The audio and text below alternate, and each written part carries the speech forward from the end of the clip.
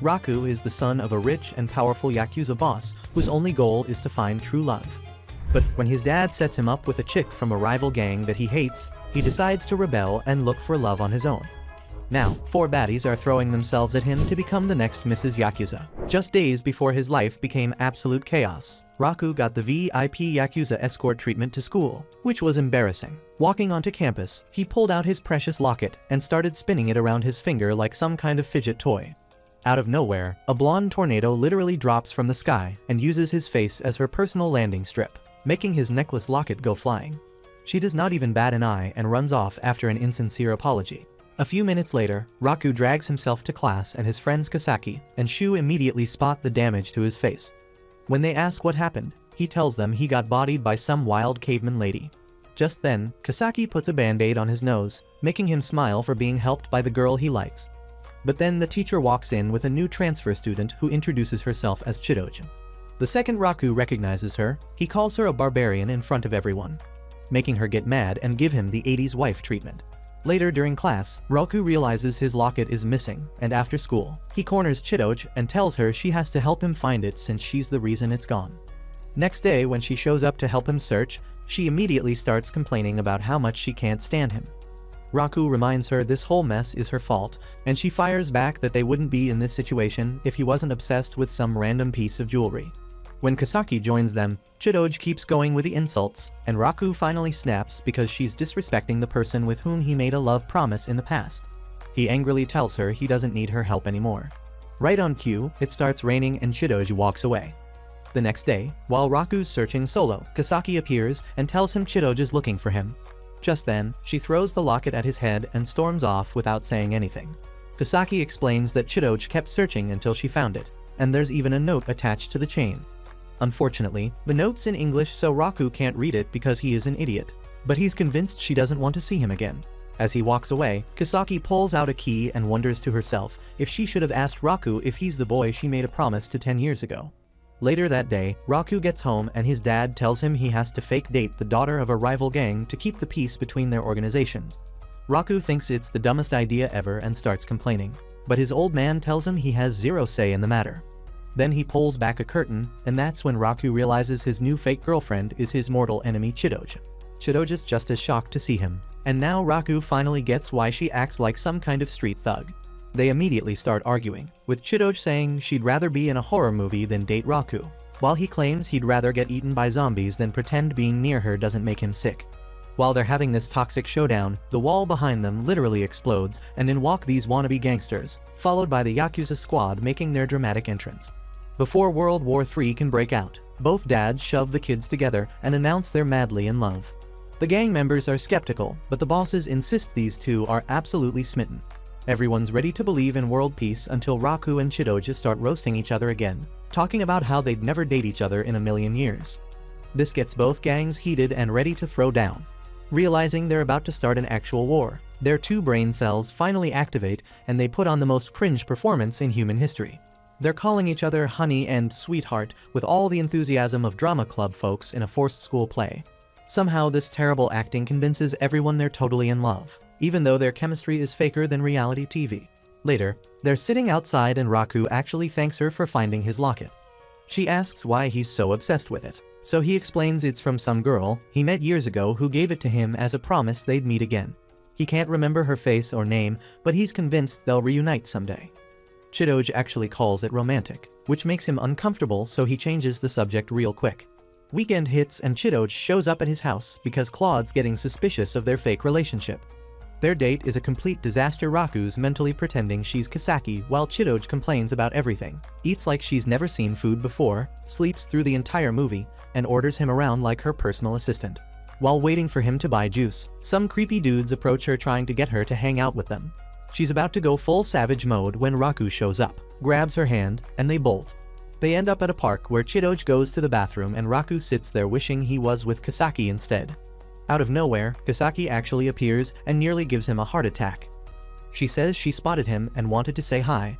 Meanwhile, Chidoji overhears some gang members saying they don't look convincing as a couple, which makes her panic. She rushes back acting all lovey-dovey but freezes when she sees Kasaki there.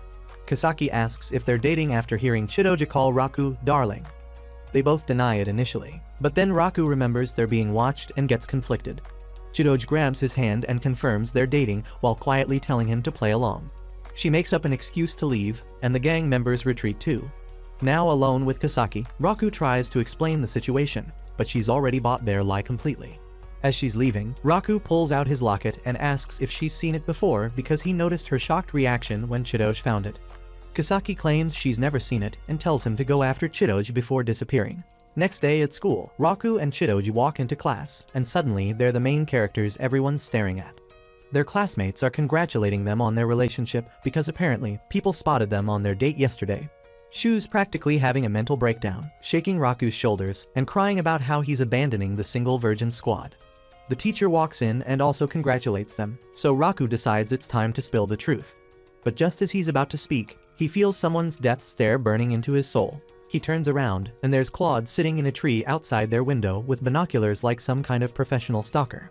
Chidoge sees him too, so they have to put on another cringe show for their classmates, who totally eat it up. After school, Raku bumps into Kasaki in the hallway, and while they're talking, someone crashes into her. She drops this key she always carries around, and when Raku sees it, his brain starts making dangerous connections. The moment it hits him that it might be for his locket, the absolute genius screams in surprise like a banshee and starts sweating bullets. Kasaki quickly grabs the key, claims it's for some old bookcase at home, and runs away faster than someone fleeing a crime scene. As the week goes on, Raku and Chidoge keep up their fake dating performance even though they're ready to end each other 24/7.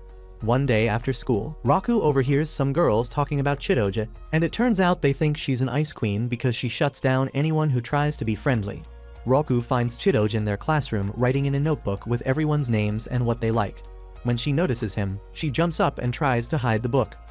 She asks if he heard her talking to herself while writing, and when he says yes, she gets embarrassed and tries to punch him, but stops when he begs for mercy. She turns away and tells him he can laugh all he wants because she knows she looks pathetic writing down people's info just so she can figure out how to approach them.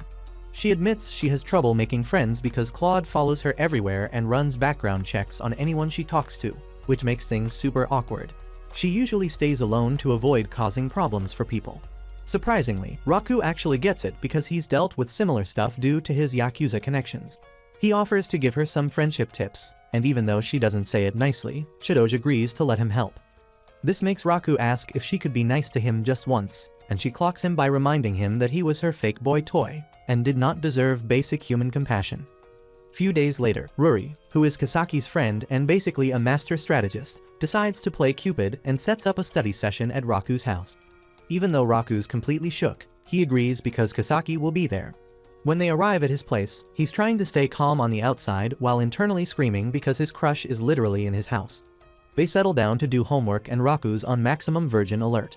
Ruri makes things worse by asking him to help Kasaki with a math problem she's struggling with. Both Kasaki and Raku start panicking, but Ruri insists they work together, so Kasaki sits next to him. Having her this close makes Raku's heart go absolutely feral, but then Chidoge interrupts by explaining the problem to Kasaki. Raku tells her to mind her business and focus on her own work, but she reveals she's already finished everything. Raku assumes she's all looks and no brains, but she proves him wrong by showing her completed worksheet. He's completely shook while she pushes him out of the way to take his spot next to Kasaki. Later, Chidoge asks Kasaki if she has a crush on anyone. Kasaki manages to say no, which makes Raku way too happy. Chidoge also admits she doesn't like anyone, which makes everyone, including Shu the NPC, stare at her like she just confessed to murder. Realizing her mistake, Chidoge quickly says she was joking and Raku backs her up. Their friends seem to believe them, but Shu, being the nosy chaos agent he is, asks how far Chidoge and Raku have gone physically. Everyone's mortified by his straightforward question, so Raku drags him outside to talk some sense into him. Raku reveals they're faking everything and Shu's not surprised. He tells Raku to grow a backbone and confess to Kasaki because she likes him too. Raku thinks Shu's just making stuff up, but he can't stop thinking about it when they go back inside. Meanwhile, some Yakuza members overheard Shu's question and decide to help spice up Raku and Chidoge's relationship. They send them to get special tea from the storehouse and lock them inside. Raku immediately knows his guys are behind this and decides to just wait it out.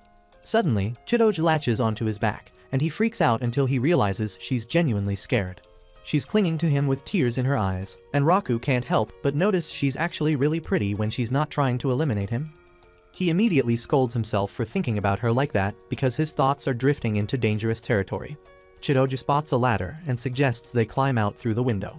Raku says she's too scared to climb right now and offers to go alone for help, but she tells him to go get backup.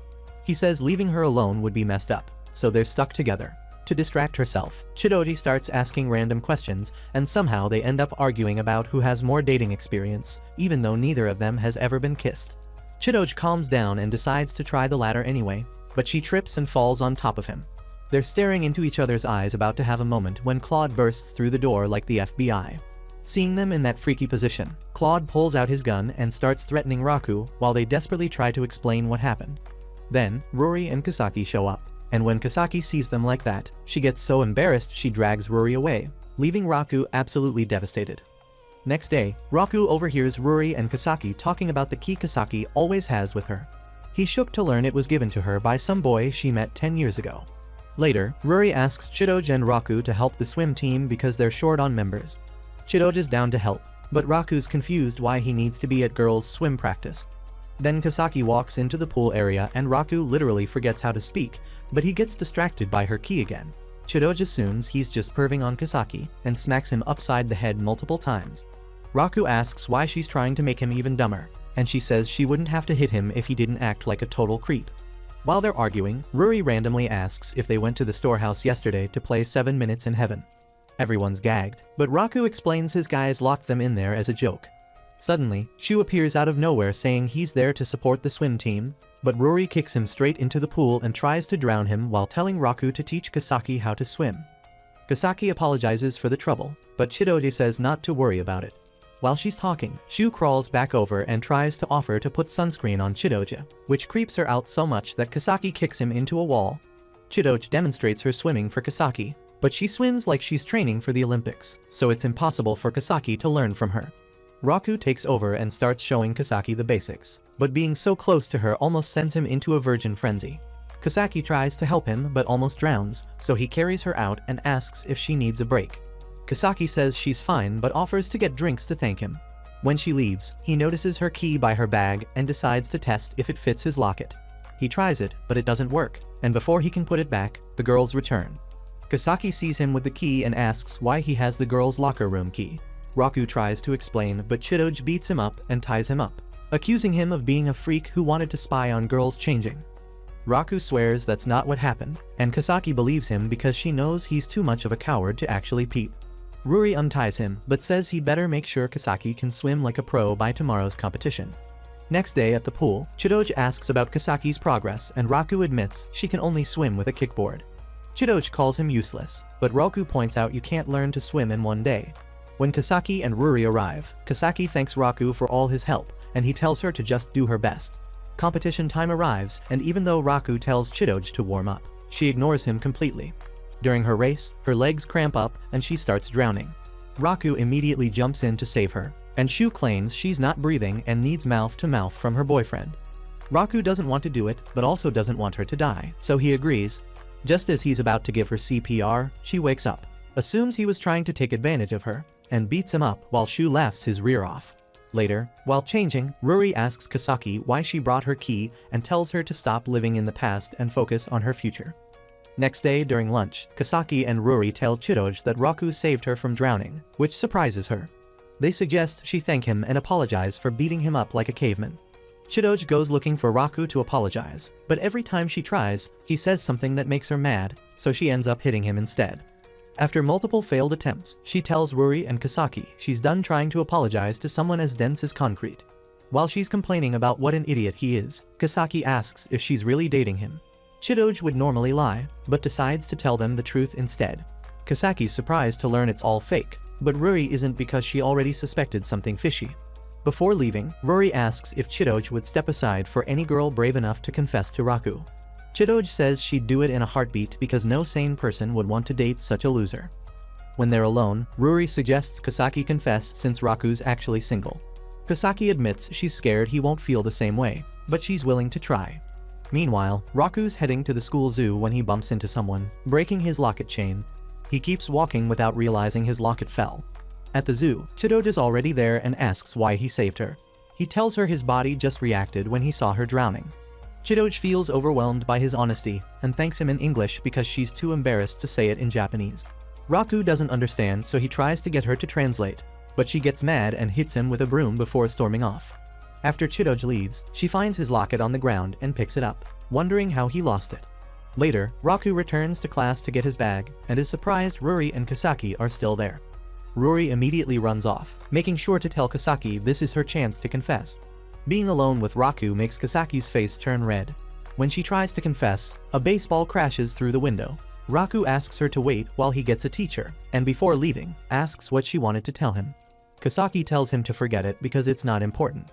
On his way to find a teacher, Raku convinces himself she was about to confess, but doesn't think she'd actually do something like that.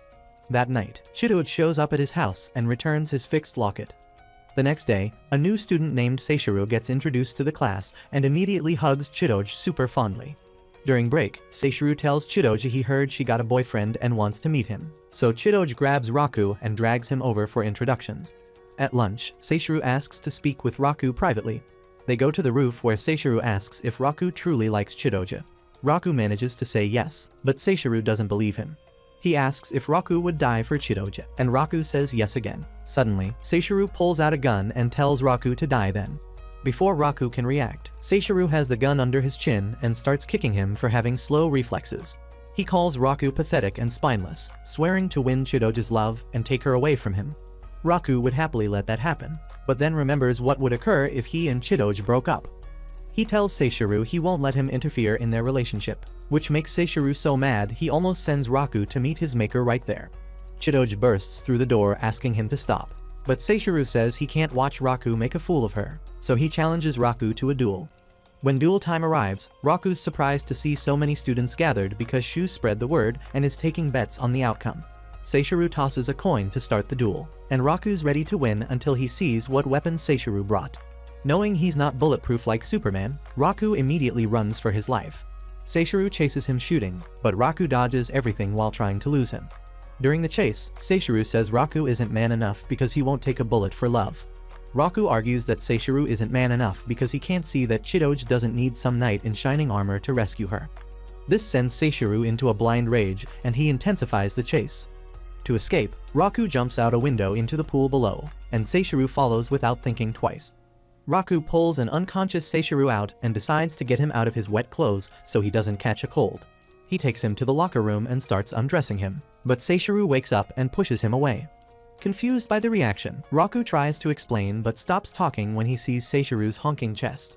Hearing voices approaching, Raku pulls Seishiro into an empty locker to avoid any misunderstandings. When Chidoge and others check the room, they find it empty. When two girls arrive, they tell Chidoge the girls' locker room is also empty. They ask why Chidoge wanted them to check there, and she reveals that Seishiro is actually a girl, shocking everyone. Inside the locker, Raku asks why she dresses like a guy. Seishiro explains that Claude raised her as a boy and still doesn't know she's a girl. She doesn't bother correcting him because she abandoned being feminine to protect Chidoge. Raku says it's a shame because he thinks she's cute as a girl, making Seishiro self-conscious. Suddenly, the locker door opens and Chidoge beats up Raku when she sees Seishiro's state of undress. After Raku explains what happened, Chidoge asks who won the duel. Seishiro declares it invalid because Raku hasn't proven he's man enough to protect Chidoge. But when Raku leaves them alone, Seishiro admits she actually lost the duel. Next day, Chidoge makes Seishiro wear the female uniform because she keeps asking why people think she's a boy. Seishiro feels uncomfortable and complains that dressing feminine means she can't keep her promise. Since Chidoge's memory is basically non-existent, she can't remember what promise. Seishiro reminds her it was made the first day they bathed together, but Chidoge still can't remember and says it doesn't matter anyway. She puts a ribbon in Seishiro's hair to complete the look, and when Raku walks in saying she looks cute, Seishiro completely freaks out and doesn't know how to handle the compliment. Next day, Seishiro meets up with Claude for her daily combat training, and he straight up orders her to eliminate Raku the second she finds out his relationship with Chidoge is fake. That's why all week long, Seishiro's been the ultimate third wheel, glued to Chidoge and Raku like some kind of overly attached bodyguard. One afternoon, Raku tells Chidoge the teacher wants them to hit up the pet store for animal food. Chidoge's first thought is to make him go by himself, but he says he can't carry everything alone. Seishiro, who's been lurking in the bushes like a ninja, volunteers to help. Before they leave, Chidoge forces Seishiro into a dress, which makes her super uncomfortable because everyone's staring at her like she's some kind of rare Pokemon. At the pet store, Raku watches Seishiro play with a puppy and can't help but notice she looks totally different from her usual intimidating self. When Seishiro catches him staring, she calls him a freaky weirdo because she thinks he's mentally undressing her. She gets up to leave but trips and almost face plants into the floor before Raku catches her. Walking back to school, Raku notices Seishiro's limping. When she takes off her shoe, he sees her feet are covered in blisters. He asks why she didn't say anything when she was in pain, and Seishiro tells him that complaining about trivial stuff means she's not fit to protect Chidoji. This makes him tell her that the only thing in her head besides guns and violence is probably a pile of sand. He lifts her onto his back since he doesn't want her walking barefoot, but Seishiro starts freaking out completely. She begs him to put her down, but he promises he has zero bad intentions. As he starts walking, Seishiro finally relaxes and Raku asks how long she and Chidoji have known each other. Seishiro says they met about 10 years ago and starts telling him about Chidoji's first crush. Raku finds this weird since Chidoji told him she'd never had a crush before. He then asks Seishiro about her first crush, and she admits she's never fallen for anyone because she spends all her time taking care of Chidoji. This makes him predict that she'll eventually experience love, and when it happens, she'll be the happiest person alive.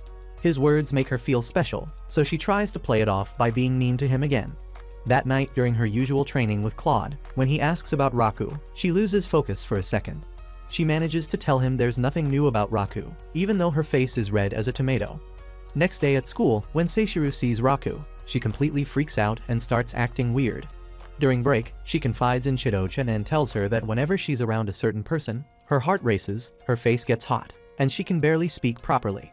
The absolute brainless fool known as Chidoji says it sounds like Seishiro is seriously sick. Seishiro says she doesn't feel ill, but agrees to go to the hospital if the symptoms continue. Later, she tells Claude the same thing, and just like Chidoji, he suggests she get medical help. Seishiro decides to ask Shu and some classmates, but none give her a straight answer, so she goes to Kisaki and Rory. They're the ones who break it to her that what she's feeling is love, and Seishiro absolutely loses it. She refuses to believe she feels anything but hate for Raku, but the girls insist that's exactly what's happening. Rory even mentions that Kisaki's in the same situation, but Kisaki quickly slaps her hand over Rory's mouth to shut her up.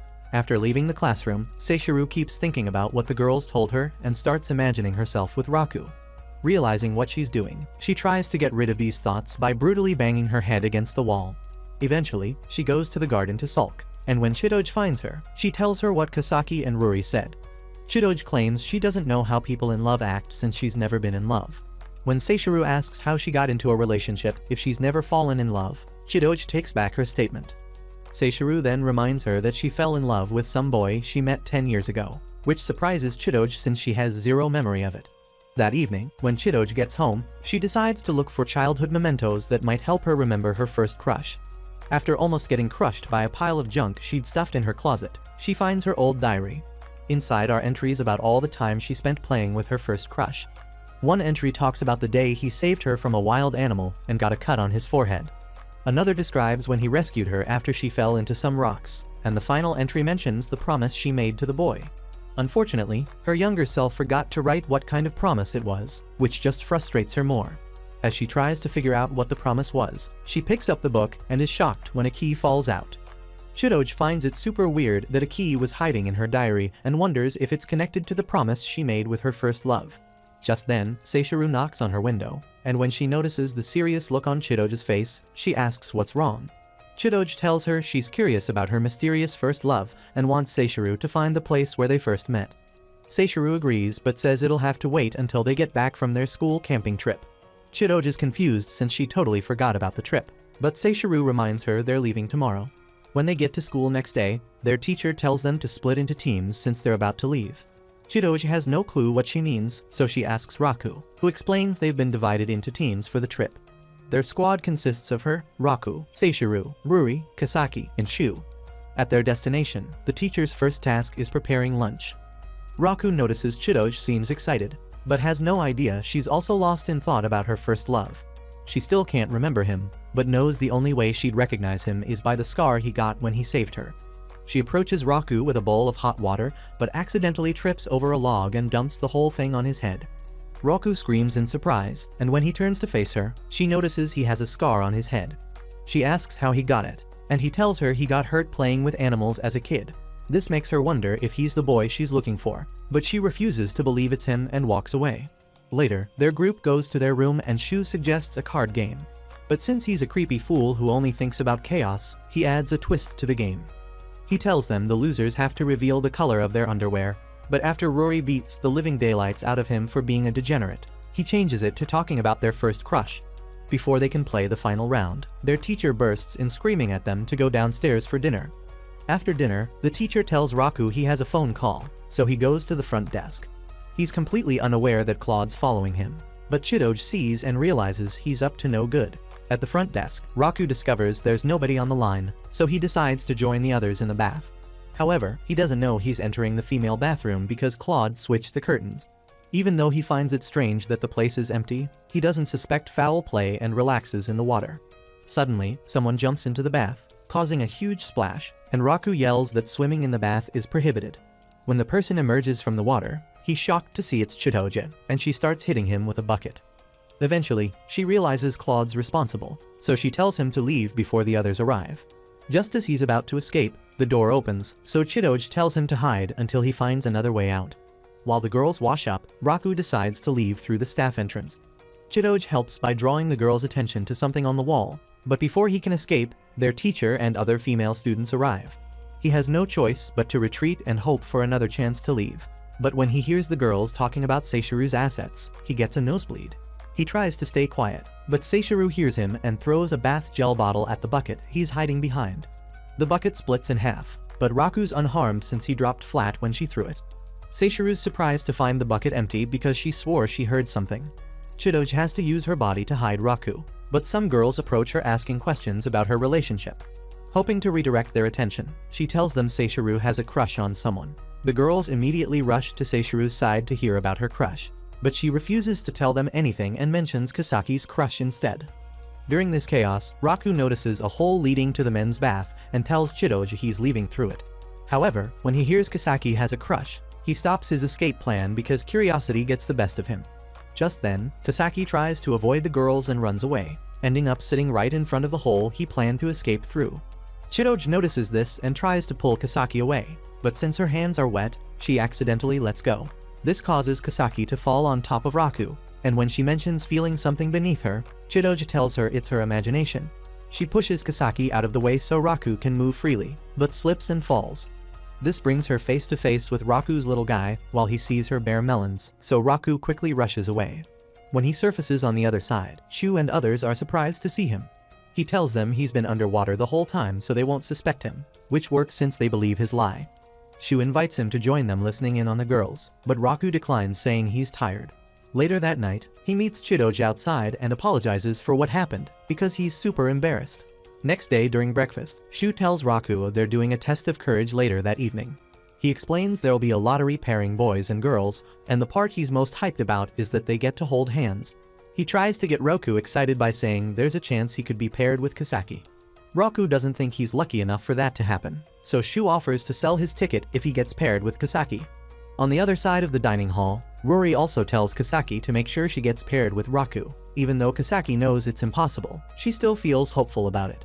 When she turns to leave, she sees Raku by the vending machine and goes over to say hello. At first, Raku responds normally, but when he remembers last night's bathroom incident, he gets completely flustered. He quickly rushes away before saying something stupid, leaving Kasaki totally confused about his weird behavior. When evening rolls around, the teacher announces the test of courage before going off to get wasted with the other faculty members. Soon they start picking lots, and before Raku picks his, Ruri makes it known that Kasaki's number is 12, so Raku prays to every deity that he'll pick the same number. His prayers are answered, and he picks the same number as Kasaki, while Chidoj gets the absolute misfortune of being paired with Shu. When an excited Kasaki approaches Raku, he struggles to look her in the eye without imagining her in her birthday suit, so she asks why he's avoiding her. Raku says he's not avoiding her and claims he's nervous because it's his first time spending the night in the same room as girls. While they talk, Chidoj watches them and wonders why Raku's never nice to her the way he is with Kasaki.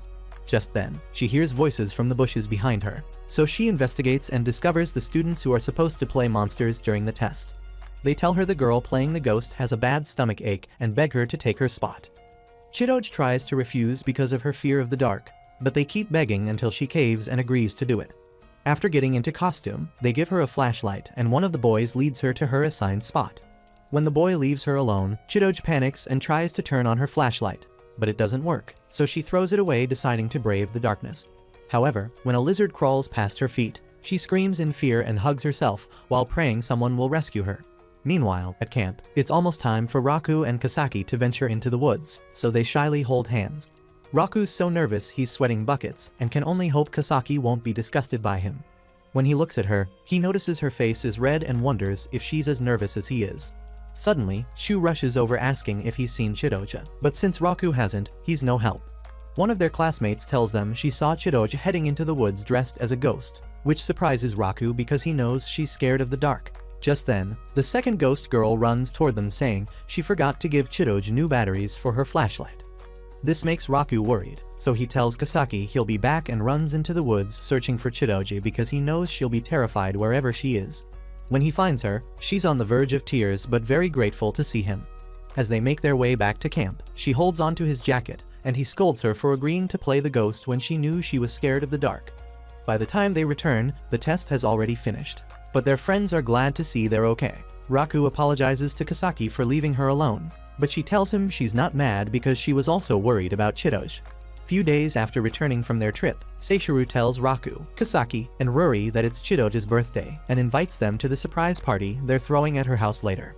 They all agree to attend, and when Raku mentions needing to buy gifts, Ruri suggests he go with Kasaki after school to get them. Both immediately freak out because they'd be alone together, and Kasaki tries to convince Ruri to come with them, but the self-appointed Cupid refuses. After school, Raku and Kasaki meet at a cafe, but he's nervous the entire time because it feels like they're on an actual date. Later, after buying presents, Kasaki suggests they take a detour before heading to Chidoj's party, and Raku agrees. She takes him to her favorite spot overlooking the city, and when she tells him he's the first person she's ever brought there, he feels incredibly happy. As they talk, Raku decides to ask when Kasaki's birthday is, but because he's thinking about the girl he made a promise 2 years ago, different words come out of his mouth. He's shocked when he realizes he asked if she's the girl he met 10 years ago, and the most surprising part is that Kasaki admits she might be the one. She pulls out her key and shows it to him, saying she made a promise to a young boy years ago, but admits she doesn't remember anything about him. The whole revelation is a surprise to him, but before they can do anything, Seishiro calls Raku screaming at him to get to Chidoj's house immediately. When they arrive, Seishiro, Ruri, and Shu, who invited himself, are already there. When Chidoj sees them, she panics and immediately pulls Raku aside, telling him she's scared because none of their friends know her family's affiliated with the mafia. Raku tells her not to worry and goes to speak with their friends, who to her surprise don't treat her differently after learning the truth. Seishiro then leads them to the party room, and the gangsters welcome everyone happily. Claude's also there, treating Raku nicely, which makes Raku realize he's planning something. It turns out Claude planned to embarrass Raku when it's time to present gifts. Claude unveils the new car he bought for Chidoj, but she tells him she doesn't want it since she doesn't have a license. This makes him feel dejected, but he's sure his gift is much better than Raku's, and it is, because Raku's gift is a gorilla doll that resembles Chidoj. The mafia members immediately pull out their guns to threaten Raku since they think he's insulting Chidoj with his gift. However, Chidoj surprises everyone by laughing and saying she loves the gift. As the night progresses, Chidoj finds Raku standing on the balcony and uses the chance to ask if he still likes the girl he made a promise to 10 years ago. Raku tells her yes because he's convinced the girl is Kasaki, so Chidoj asks if he's familiar with the phrase "Zos in love." Raku's shocked that she knows the phrase because he made it up on the day he made the promise with the girl. She then holds up her key asking if he's seen it before, and he tells her no. However, he mentions that the girl he made the promise with is the only one who can unlock his locket. The whole situation sounds absolutely ridiculous, so neither wants to accept that the person they've been searching for is the other. Raku's sure his girl was very sweet and gentle, unlike the savage Chidoj before him, and Chidoj compared her boy to a brave and noble knight instead of this disaster. However, they decide to test Chidoj's key to see if it'll unlock Raku's locket and put their minds to rest once and for all. Chidoj is so nervous when she puts the key in the locket that she accidentally breaks it. Raku scolds her for breaking the key, but Chidoj argues it's not her fault and says there's no way he's the boy from her past. She walks away, leaving a very confused Raku wondering why she just shrugged everything off like that. On his way out, Raku meets Chidoj's father, who reveals that Chidoj and Kasaki were his friends 10 years ago, which surprises Raku. Next day at school, Shu calls his uncle who he gave Raku's locket to and asks how long it'll take to repair. His uncle says it'll take some time and promises to call once the locket's fixed, which makes Raku feel relieved. Later, as Raku walks into the school building, he runs into Chidoj and they both act like nothing happened between them. The moment they get to class, they spot Claude sitting in the tree watching them like some kind of surveillance agent. Immediately, they panic, but Raku recovers first and reminds Chidoj they have to put on a good show. The next moment, their classmates walk in, so they put on their loving couple act with Raku taking the lead. However, Chidoj's response doesn't sound very convincing, and she seems confused about what's happening. Later that day, Kasaki asks Raku why Chidoj is acting strange, but Raku doesn't know and mentions that Chidoj refuses to tell him anything. However, he wonders if Chidoj's attitude is related to the possibility that she could be the girl he made a promise to 10 years ago. Kasaki notices he's not wearing his locket and asks where it is, so he tells her he sent it for repairs. During class that afternoon, the teacher tells students that the camping trip photos are on the notice board. Each photo has a number, and they just need to write down the numbers of the photos they want. When they go to check out the photos, they notice Shu has set up a small board with photos he took personally from his collection. He shows Raku a photo of Ruri and Kasaki sleeping, and Raku immediately buys it because he thinks Kasaki looks cute. As he starts walking back to class, he spots another picture of Chidode. Upon closer inspection, he discovers that Kasaki's in the background, but she's half-dressed. He decides to take the picture down and return it to the teacher before someone else sees it. Before he gets far, he bumps into Kasaki and drops the picture, so he starts panicking because he doesn't want her to get the wrong idea. However, when Kasaki picks the picture up, her thumb covers her image so she doesn't see it. Raku quickly swipes it from her hands and starts walking away, not realizing that Kasaki's gotten the wrong idea since she thinks he took the picture because Chidoj is in it.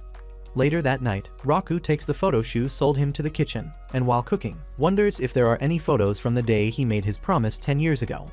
This thought prompts him to seek out his father, and when he asks if there are any photos from that day, his father directs him to the storehouse since that's where he keeps everything. Raku searches the storehouse that night but can't find the picture, so when he gets to school the next day, he's completely exhausted. When Shu comes to invite him to a study session after school at McDonald's, Raku tells him he can't go because he has something important to do. Shu then mentions that Kasaki's going to be there, so after school, Raku finds himself at McDonald's with the others anyway. However, his mind's completely preoccupied with thoughts of which girl he made the promise to all those years ago. After they place their orders, Ruri suggests Kasaki sit beside Raku, but Kasaki says it would be better if Chidoj sat beside Raku since she's his girlfriend. Her answer makes it clear to Ruri that something's wrong, but when Ruri asks about it, she swears there's nothing. When they finally sit down, Seishiro notices Raku struggling with a problem, so she calls him a good-for-nothing failure and says he's not fit to be called Chidoj's boyfriend because he's dumber than a rock. She moves closer to him so she can explain the question, and as she does, Raku can't help but stare at her. When Seishiro notices this, she asks if he can't keep his eyes off her because he's fallen for her, causing him to blush hard. A few moments later, he shyly thanks her for helping him, and it's her turn to go red with embarrassment. Shu notices this and starts grinning because he's the only one who knows how she feels about Raku, so she beats him up.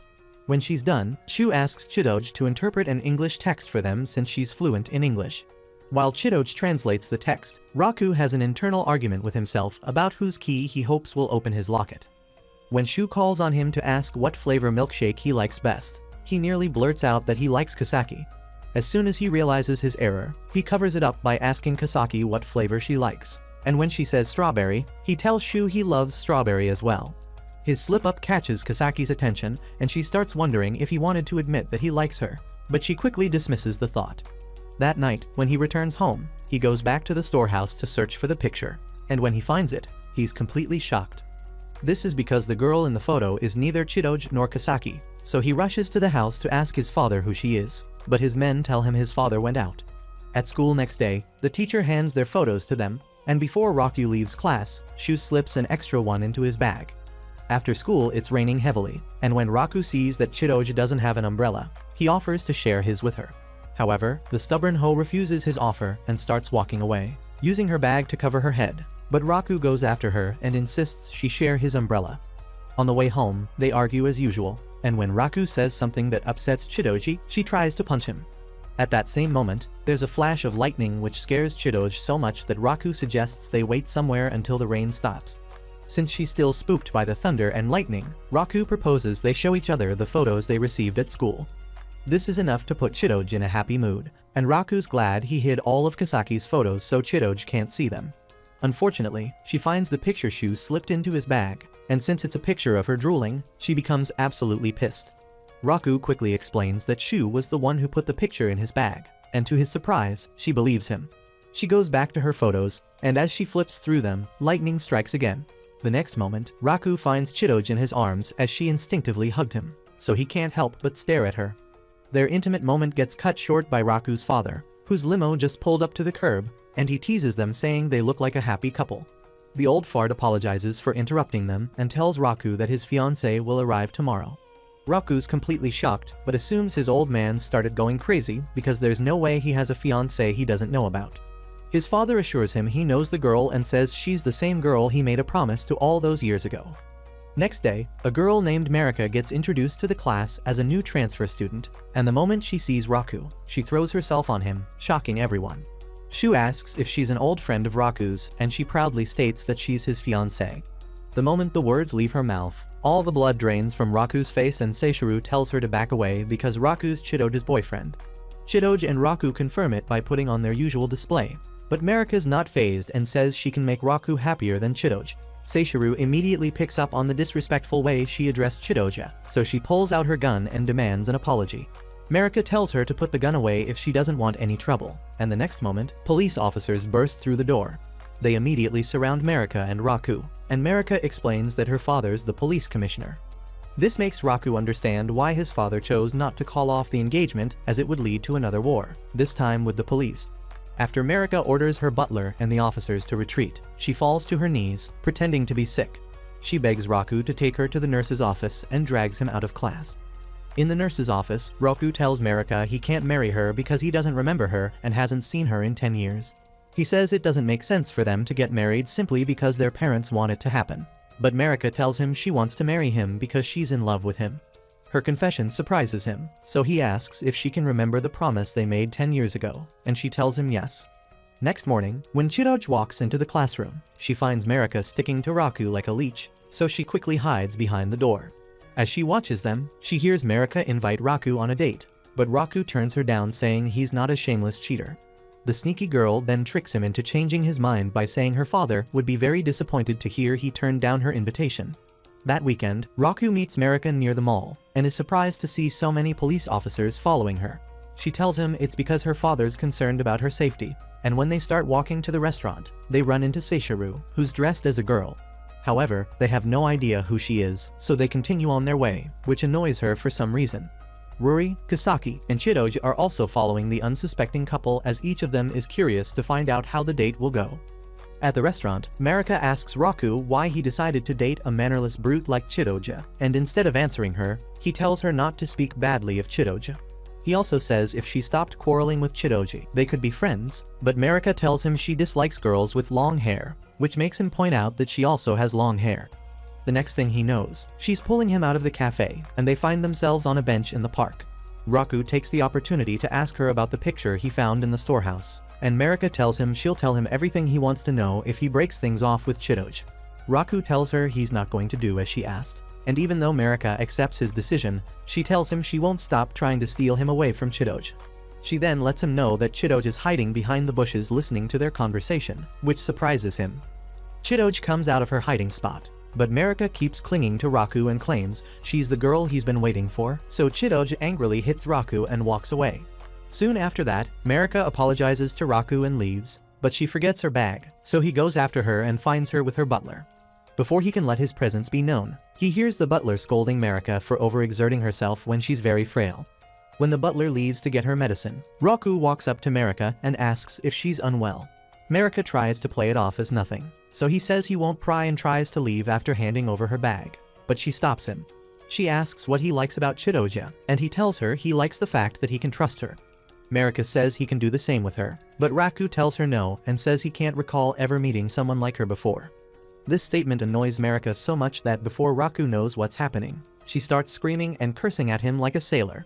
What surprises him most is that her accent changes, and that's enough to make him remember who she is. 10 years ago, Marika had been admitted to the hospital because of her frail health, and Raku befriended her when he learned she couldn't come out to play. He made it his duty to visit her in the hospital every day, bringing little trinkets he could find. His kindness and friendship moved Marika, so when her father asked if she wished to marry Raku when she grew up, she said yes. One day she asked Raku what kind of girls he liked, and he told her he liked girls who were girly and had long hair. This statement pushed Marika to work on herself so she could one day become the type of girl Raku liked. In the present, Marika apologizes for trying to force herself on Raku, and he apologizes for completely forgetting about her. Marika tells him it's fine as they can make new memories together, and before he can react, she kisses him on the cheek. The following week at school, Raku calls a meeting on the roof with Chidouji, Kasaki, and Marika, and he reveals to Chidouji and Kasaki that all three of them played together 10 years ago. Both girls are surprised by this, and when they ask each other about the promise, they each admit they can't remember it. Marika tells them the promise was of marriage because that's what her promise to Raku had been about, which shocks them. Raku then asks Marika why there are 3 keys since she's the only one who recalls things from 10 years ago, and she tells him she has no idea but says she'll be the one to marry him. She then asks Kasaki how she feels about Raku, and she says she sees him as a good friend. Later that day, Marika approaches Raku and invites him to her house so he can meet her father. When he arrives at her house next day, Marika assures him her father's a nice man, but when he comes face to face with the man, Raku's fear intensifies because of how mean he looks. After they settle in the living room, Marika tells her father that Raku completely forgot about her and had no idea she was his fiancée, which makes him mad. She also tells him he has a girlfriend, but assures her father she intends to steal Raku away from her. She then excuses herself to prepare tea, and since Raku's alone with her old man, he decides to come clean. He tells him he's in love with someone else and says he can't marry Marika because of that, but her father tells him he still has to keep to the promise he made with his father. After that, Raku decides to leave, and when Marika meets him in the hallway, she tells him she'll do her best to become the type of girl he likes. Raku tells her she doesn't have to change herself because she's already beautiful the way she is, and that makes her blush. When he continues to praise her, she panics and runs away from him because she can't handle his sweet words. Few weeks later, summer holidays begin, but the day before they start, Kasaki asks Raku if he can come to her family's shop to help out since their cook is sick. Raku's more than thrilled to take the job, so on the proposed day, he arrives at the shop bright and early. Unfortunately, the first person he encounters is Kasaki's mother, who's in a bad mood and would have kicked him out if Kasaki didn't show up at that moment. She introduces Raku to her mother and tells her he's the one who'll replace the cook for the day, but the woman doesn't think he's the right fit. Kasaki assures her mother that Raku's culinary skills rival those of a 5-star chef, so the woman decides to test him and says if his food is bad, she'll send him away. Raku's nervous, but since he wants to prove himself to Kasaki's mother, he focuses on the snack she asked him to prepare. When he's done, he presents it to her. The woman takes one bite of the snack and asks him to marry her daughter, which makes Kasaki beg her mother to stop embarrassing her. Thankfully, she listens to her daughter and leaves both of them alone in the kitchen to prepare snacks for the day. Kasaki apologizes for her mother's behavior and then proceeds to show Raku how their signature snacks are made. Raku points out that since she knows all the steps, she must be very good at making the dish, but Kasaki tells him no. She explains that the first time she was allowed to prepare the dish was also the last time she did it because people got sick after eating it. Soon after they finish in the kitchen, Kasaki's mother tells them she's going out to run errands and asks them to look after the shop. After they tend to a customer, Kasaki asks Raku if he still goes on dates with Chidouji, and he tells her yes. However, she reveals that Chidouji told her long ago that their relationship isn't real, which leaves him gagged and annoyed. Raku starts feeling awkward since he doesn't know if he can finally tell Kasaki how he feels since she knows he's not with Chidouji. Suddenly, it starts to rain and Kasaki's mother calls to tell her daughter she won't be able to come home. She also says Raku can stay until the storm passes, which makes both of them panic. Kasaki quickly rushes upstairs to clean up her room, changes out of her clothes, and places a picture on the desk upside down so Raku won't get the wrong idea. After she calls him up, she excuses herself to get some tea, so Raku looks around the room, and when he notices the picture frame, he tries to find out whose picture is in it. Just as he's about to pick it up, she returns, and he has to act like he did nothing wrong. As they sit side by side, things become awkward, so Raku asks her to show him her old yearbook, and as they go through it, they talk about the past. When they realize it stopped raining, Kasaki escorts Raku downstairs and bids him goodnight. Raku feels sad because he knows he won't see her again until school resumes, so he asks for her email and she gives it to him, which makes him very happy. A few days later, Raku and Chidoj attend a festival together, and as they walk around, Chidoj insists that Raku buy her food, so he takes her to one of the stands belonging to the Yakuza, and they're given free food. This makes Chidoj's greedy hoe self realize that as long as she sticks to Raku, she can eat all the food she wants without paying for it. Kasaki's also at the festival and hopes that if she can buy a relationship charm, things between her and Raku will change. Marika meets her there and asks if she also came to buy the relationship charm, but Kasaki denies it. When she spots Raku and Chidoja, she becomes jealous because she asked Raku to accompany her to the festival, but he refused. A large crowd soon gathers at a particular stall since many people want to purchase the relationship charm, and Raku's one of the people who wants the charm because he believes it'll help him with his relationship with Kasaki. Unfortunately, the crowd's too large, and since Chidoj refuses to leave his side, he holds her hand and pushes his way through the crowd. Raku's able to purchase a charm but loses Chidoj in the crowd, and when he goes looking for her, the person he grabs is Kasaki. Both are shocked to see each other, but Raku's sure the charm is already working to bring him and Kasaki together. However, his happiness disappears because Kasaki asks where Chidoj is, and it makes him worried since he has no idea where she is. Kasaki bends to pick up Raku's charm because he dropped it, but her flip-flops fall apart, so Raku carries her on his back to a less crowded area to fix them. When he's done, they realize a cat has stolen Raku's charm, so he chases after it. The first place the cat stops is on the fence next to Marika, so Raku calls out to her and asks her to stay still. Since she's the undefeated queen of delusions, Marika assumes he asked her to stay where she is because he wants to get steamy with her. When Raku gets close to her, he holds her shoulder and she closes her eyes waiting for the kiss, but it never comes. Raku then continues the chase, but the cat drops the charm on Shu's head and the clueless fool thinks it's a sign for him to hit on girls. Unfortunately, the girl he tries to speak to turns out to be Rory, and she beats the daylights out of him like a pissed-off orangutan, which causes him to throw the charm. Thankfully it lands next to Chidoja, so when she sees Raku run past her, she calls out to him and returns it. Raku's grateful to her, but after he takes a moment to look at her properly, he realizes she's changed into a yukata. Chidoj tells him Claude brought her a change of clothes while they were separated, and he tells her she looks good in it. As they walk past a shrine, Chidoj sees a sign which says that if a man gives a woman a relationship charm, he's proposing to her. Chidoj laughs at this because she's sure Raku doesn't have someone he wants to give the charm to. The next moment, however, he throws the charm in her direction and asks her to keep it, which surprises her. Chidoj asks if he's sure about his decision, and he tells her yes since he has no idea what she's talking about. In her panic state, her obi loosens, so Raku offers to help her, but she refuses because she's not wearing any underwear. Eventually, she turns around and lets him help her, but she makes sure to blame him for her misfortune.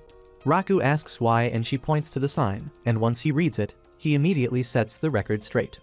Some weeks later, the squad takes a trip to the beach and the girls can't contain their excitement. When they take off their dresses to reveal their bathing suits, Seishiro feels uncomfortable because she's blessed with bouncy honkers left and right. The girls decide it would be fun to tease her, so they start groping and pulling at her chest. Marika then tries to get Raku to put some sunscreen on her, but Chidoj tells her to stop acting like a desperate bimbo and offers to do it. Marika declines her offer and insists that Raku be the one to do it, but he refuses. However, Chidoj assumes he's staring at Marika's chest, so she whacks him with her fist. Later, Chidoj and Raku are assigned to cook dinner, so they go to buy the things they need and get to work. As they work, Chidoj's hand accidentally touches Raku's hand and she panics. Internally, she scolds herself for overreacting as she can't understand why she's getting flustered over a simple hand touch. She's so lost in thought that she accidentally cuts her finger, and when Raku helps her clean it, her face becomes heated. During dinner, everyone praises Raku because the food is delicious, but Chidoj is very quiet and Kasaki notices it. After dinner, Kasaki and Raku are sitting by the sea talking when Chidoj approaches them to tell them it's time to go to the hotel. When she gets closer, she hears Kasaki ask Raku if she can kiss him, so she stops dead in her tracks. Kasaki on the other hand can't believe the words that just left her mouth and she freaks out completely. However, Raku's fast asleep, so he hasn't heard what she said, and when he opens his eyes, she runs away. Meanwhile, Chidoj tries to convince herself that she heard wrong and walks away. The next day, Chidoj keeps thinking about Raku, so when Kasaki invites her to build sand castles, she's grateful for the distraction. While they do that, she decides to ask Kasaki about her feelings, but Kasaki assumes she's talking about Seishiro and tells her that she has a crush. This comes as a surprise to Chidoj, who refuses to accept that she has a crush on Raku. That night, while everyone plays with fireworks, Raku notices Chidoj isn't there, so he goes looking for her. He finds her on the other side of the beach, and after he joins her, she asks if things between them would have worked out if they were in a real relationship. Raku says no and explains that she's not his type, so he wouldn't have even tried to date her in the first place. This makes Chidoge tear up, so before he can apologize to her, she runs off, leaving him confused. A few days later, school resumes, but Kasaki notices that Chidoge is being cold towards him. Before he can ask what the matter is, Shu announces that their class will put on a Romeo and Juliet play and insists that Chidoge and Raku play the lead roles, but Chidoge refuses. This leads to the role being passed to Kasaki, and Raku's very excited about the opportunity the goddess of fate has given him. Later, when Kasaki goes to the teacher's office, she sees the picture Raku had been holding the day they returned from camp and asks the teacher why she has it. The teacher explains that Raku returned it to her because he noticed she was half dressed in the background. During rehearsals, Marika keeps butting in and interrupting Kasaki, and when Raku complains about it, she says she's also rehearsing. She says as Kasaki's understudy, she's supposed to rehearse as well, but he points out that she's messing up the lines worse than Hachikuji. Later, they try on their costumes, and Kasaki takes Raku's breath away when she comes out of the dressing room in her costume. Few days later, Kasaki tries to speak with Chidoge again, but they end up arguing. She tells him she's tired of pretending to be his girlfriend as it's exhausting and says they're nothing but strangers. This pissed Raku off, so he agrees with her and says her father must have been wrong about them being inseparable years ago, so she slaps him. The slap is so loud that their classmates rush outside to see what's happening, but Raku and Chidoge have already parted ways. On the day of the play, Kasaki has an accident and sprains her ankle, so she can't perform. Marika's also out with a cold, so the teacher says if they can't find someone to take Kasaki's place, they'll have to cancel the play. Kasaki starts to feel bad and blames herself for the show being cancelled, so Raku goes to find Chidoge, hoping she'll help them out. He finds her making pancakes in one of the classrooms and drags her outside to speak with her. He begs her to take on the role of Juliet and says he's willing to put aside their differences to make sure the play is a success.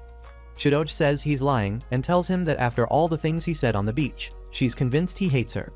This makes him realize that the reason she's been pissed at him is because of the beach incident, so he apologizes. He assures her that while he doesn't think she's girlfriend material, he doesn't hate her. Upon hearing this, Chidoge smiles and agrees to take the role as long as he doesn't mess things up. Before the play begins, they spot their respective families in the audience, so Chidoge tells him they have to put on a good show. When it finally starts, Chidoge delivers her lines perfectly, which surprises Raku since she only glanced through the script. However, she soon forgets her lines and has to improvise, but to Raku's surprise, the audience loves it. As the play continues, Shu adds subplots since he's the narrator. The first one is Seishiru, whose original role was as Romeo's maid, but since Shu decides to switch things up, he says she's secretly in love with Romeo. He tries to make her confess her feelings for Romeo, but Seishiru can't do it as she feels like she's confessing to Raku. She eventually gets pissed and tries to beat Shu up, but she's restrained like a psych ward patient and taken off the stage. The next subplot is Marika, who comes on stage claiming to be Josephine, Romeo's true love. This makes the audience start calling Romeo names, so Raku tries to contain the situation by saying he can't be with Josephine because they're siblings. Still, Josephine insists that their blood ties can't stop the strong love she feels for him since incest is wincest, so Raku decides to play dirty. He says he doesn't want anything that would stress Josephine out because he cares for her too much, and that's enough to make Marika faint from excitement. The last and final obstacle is Claude, who introduces himself as Juliet's elder brother and says if Romeo wants to be with his sister, he has to fight him. He then starts attacking Raku, who tries to save himself by throwing bricks at him. Unfortunately, he pulls one of the bricks holding the set, and it comes crumbling down on both of them. Everyone watches with bated breath, and when Raku emerges from the rubble, they cheer him on. He then resumes his role, and when he gets to his Juliet, he delivers his lines as best as he can. This prompts Chidoge to deliver her lines without any mistakes, and when she tells him she loves him as Juliet, she means it as Chidoge. After the show, Chidoge joins Raku outside, and the two sort out their differences after apologizing for the hurtful things they said to each other. Later, when the class celebrates the success of their play, Ruri forces Raku to take some crepes to Kasaki. While he speaks to Kasaki, she thanks him for saving the show, but admits she feels sad that she hadn't been able to play the role of Juliet. This makes Raku take her to the roof dressed in their costumes, and they reenact the final scene. Even though Raku added a few more lines, Kasaki's very glad that he agreed to make a new memory with her. That's it for today's video. If you wanted till the end, comment down below Shu's concealed assets to confuse the normies. If you enjoy anime recaps like this, don't forget to check out this video right here.